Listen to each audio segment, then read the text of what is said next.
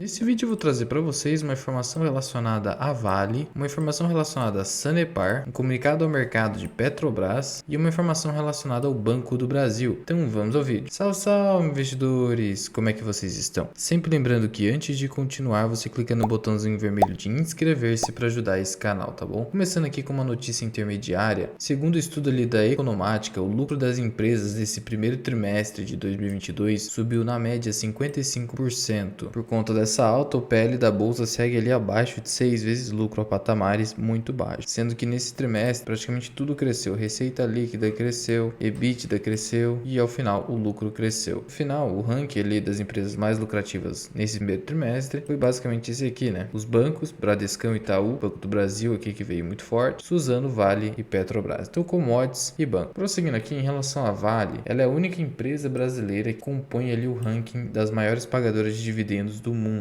Então a Vale integrou ali a lista das 10 maiores pagadoras de dividendos do mundo com relação ao primeiro trimestre de 2022, segundo o relatório ali do Índice Global de Dividendos da gestora Janus Henderson. Esse relatório analisa as 1.200 maiores empresas do mundo em market cap, capitalização de mercado, que representam ali 90% dos dividendos globais pagos. Nesse trimestre, a soma chega a 3,6 bilhões de dólares em dividendos da Vale. E embora a Vale tenha pago 4 bilhões de dólares no primeiro trimestre de 2021, ela se manteve nesse ranking global. E aqui no ranking, a Vale acabou ficando na 9ª colocação, caindo apenas uma posição em relação ao primeiro tri de 2021. Vale hoje que está acumulando uma desvalorização de 10,76% nos últimos 12 meses, ostentando aí um yield superior a 15%, negociada a uma relação EV/EBITDA abaixo de 4 e a uma relação preço-lucro também abaixo de 4, sendo que o minério de ferro hoje segue a 183 dólares, já chegou aqui em abril a 160, e se você pegar ali julho de 2021, que foi pico ali 200 dólares, e quando a Vale chegou a ser negociada a 120 reais. Lembrando que há essa correlação aqui no minério de ferro com a cotação da Vale. Quando o minério de ferro cai, a ação da Vale cai. Quando o minério de ferro sobe, a cotação da Vale sobe. Só que a cotação da Vale sobe num segundo momento, o que dá oportunidade para o investidor se posicionar antes disso. Prosseguindo aqui em relação à Sanepar, ela publicou a ata ali da reunião extraordinária do seu conselho de administração, que teve como uma das pautas principais aqui a deliberação a respeito do acordo que foi feito relacionado nessa ação civil pública aqui de 2009, em que tem de um lado o Ministério Público defendendo os interesses do município de Maringá e do outro a Sanepar, que está como ré. Esse processo aqui, para quem não sabe, ele se refere ali a uma ação civil pública do Ministério Público que alega o seguinte, que em 2009 foi realizada uma prorrogação do contrato de concessão de saneamento com o município de Maringá, que representa a terceira maior receita da Sanepar, porque é o terceiro maior município aqui do estado. Essa prorrogação teria sido feita pelo então prefeito de forma equivocada, sem autorização legal e, portanto, seria nula. E essa prorrogação se refere até o ano de 2040, então isso aqui seria um impacto muito negativo na Sanepar. E aí, então, finalmente, e é um processo que está nas cortes superiores, foi feito ali uma sessão de conciliação com a participação de diversos órgãos e finalmente chegaram a um acordo nesse processo. E os termos ali mais genéricos do acordo foram publicados em fato relevante do dia 29 de abril, informando que a Sanepar realizaria ao município de Maringá um repasse de 217 milhões de reais por meio do Fundo Municipal de Saneamento Básico e Meio Ambiente pelo prazo de 24 meses, então de forma parcelada. Esses 217 não seria de uma vez. Do contrário, um lucro praticamente do trimestre inteiro aqui de Sanepar iria para pagar esse acordo de uma só vez. Lembrando que a Sanepar lucrou ali 291 milhões de reais no primeiro trimestre de 2022. Dessa forma, o contrato de concessão vai ser mantido até o ano de 2040, o que acaba sendo uma solução intermediária ali que não foi tão ruim e por isso as ações de Sanepar não tiveram uma forte queda. E finalmente aqui a minuta do acordo foi aprovada pelo conselho de administração ali da empresa. Finalmente então essa situação aparentemente foi resolvida de forma definitiva. Prosseguindo aqui em relação à Petrobras, ela assinou um novo contrato ali para a venda de mais um ativo, no caso a refinaria Lubnor. Então, como ela já havia ali comunicado ao mercado no dia 31 de janeiro de 2020, ela informa que assinou hoje com a empresa Grepar Participações Limitada um contrato para a venda da refinaria de lubrificantes e derivados de petróleo do Nordeste, a Lubnor, e os seus ativos logísticos associados ali, localizado no estado do Ceará. O valor total dessa venda é de 34 milhões de dólares. Com o dólar hoje cotado a 4,82, você tem aí que essa transação foi avaliada em aproximadamente 163 milhões de reais, que ingressarão ali no caixa da companhia, da Petrobras. E aí então, 3,4 milhões de dólares já foram pagos na data ali da assinatura do contrato, dia 25 de maio, 9,6 milhões no fechamento da transação e os restantes 21 milhões em pagamentos ali adiados, diferidos, sendo que esses valores ainda poderão ter ter alguns ajustes ali previstos no contrato, devidos até o fechamento final da transação desse acordo de compra e venda. Essa operação ainda está sujeita à aprovação do CAD, por isso tem essa previsão de ajuste no caso de fechamento da negociação, depende da aprovação do CAD. Lembrando aí que esse ativo, a Lubnor, foi vendido agora, é o quarto ativo a ter o contrato de compra e venda assinado no âmbito do compromisso firmado pela Petrobras junto com o CAD em junho de 2019 para a abertura do mercado de refino no Brasil. Lembrando que a Petrobras tem ali um acordo com o CAD para justamente abrir esse mercado de refino no Brasil. Daí porque tanta privatização dentro da Petrobras ali, que está vendendo diversos ativos ali fora do seu escopo, que é a exploração da atividade de exploração de petróleo em águas profundas e ultraprofundas. E finalmente aqui, em relação ao Banco do Brasil, ele vai ser o operador da linha de crédito de 6 bilhões de reais com recursos do FAMP, que é o fundo ali de aval para as microempresas e empresas de pequeno porte. Então o que aconteceu? O presidente do Banco do Brasil ali, Fausto Ribeiro, afirmou nessa quarta-feira, dia 25, que a instituição financeira, que o Banco do Brasil será o operador de uma linha de crédito de 6 bilhões de reais com a garantia do Fundo de Aval às Microempresas e Pequenas Empresas ali, que é o FAMP. Ele é um fundo já antigo, desde a década de 90, garantido ali com recursos do Sebrae, e ele serve justamente como um seguro nas operações de crédito, ou seja, nos endividamentos, para ali amparar as pequenas empresas do país. Apesar desse pronunciamento, que vai, em tese, ali beneficiar o Banco do Brasil, não houve ali detalhes quanto à taxa de juros, prazo para pagamento e também quando a linha estará disponível para a contratação de empréstimo. Por que é muito importante, principalmente em relação à taxa de juros? Porque se esse programa, simplesmente por ter cunho ali governamental, não ostentar uma taxa de juros ali que seja condizente para a lucratividade do Banco do Brasil, aí será algo ruim, que daí será um mero populismo. Por mais que vá ajudar ali a economia, é a utilização do Banco do Brasil, que deveria seguir ali a gestão privada, usado como instrumento de política pública. E isso faz com que muitas vezes o Banco do Brasil seja negociado a bons preços diante desse risco, né, de utilização do banco para implemento aí de políticas sociais. E aí esse pronunciamento coincidiu com a sanção, ou seja, a aprovação das alterações realizadas no PRONAMP pelo presidente Jair Bolsonaro, que prevê aí crédito para microempresas e empresas de pequeno porte do patamar de 50 bilhões de reais. Então o que essa proposta aí altera ali o PRONAMP, que já existe desde 2020? Ela autoriza o uso de recursos já aportados pela União no Fundo de Garantia de Operações, o FGO, que é o fundo que abastece o PRONAMP, que é esse programa para amparo das microempresas e empresas de pequeno porte. E aí, como eu disse para vocês, a estimativa é de 50 bilhões de reais a serem emprestados por meio dessa nova fase do programa. E aí, dentro aqui da lei, existe uma previsão que diz o seguinte: fica autorizada a utilização do Fundo de Aval às Micro e Pequenas Empresas, que é o FAMP, que o Banco do Brasil vai financiar ali com 6 bi, como instrumento complementar ao FGO na estruturação das garantias relativas às operações do âmbito do PRONAMP. Então, tem toda essa relação aqui, então é provável que o Banco do Brasil vá fixar ali taxas bem mais razoáveis para esses empréstimos. Não sabemos ainda é pura especulação, mas considerando que isso está intrinsecamente ligado a essa nova fase do PRONAMP, é o que se espera, né? De qualquer sorte, ainda que haja uma grande inadimplência contra 6 bi, o banco em apenas um trimestre conseguiu lucrar mais do que isso, né? Tendo lucrado ali 6,6 bi no primeiro trimestre de 2022, de tal modo que você não precisa sair vendendo ou se desesperando por conta aqui dessa especulação envolvendo os recursos do FAMP e do PRONAMP. Mas já vai deixando aqui nos comentários, você ainda segue comprando em Banco do Brasil? Qual a sua postura atualmente em relação a ele? Tá comprando, aguardando uma nova oportunidade? Deixa aqui nos comentários. Muito obrigado por ter ficado comigo até aqui. Eu sou o Luan, esse aqui é o canal Mirar Investing. Até o próximo vídeo. Fui!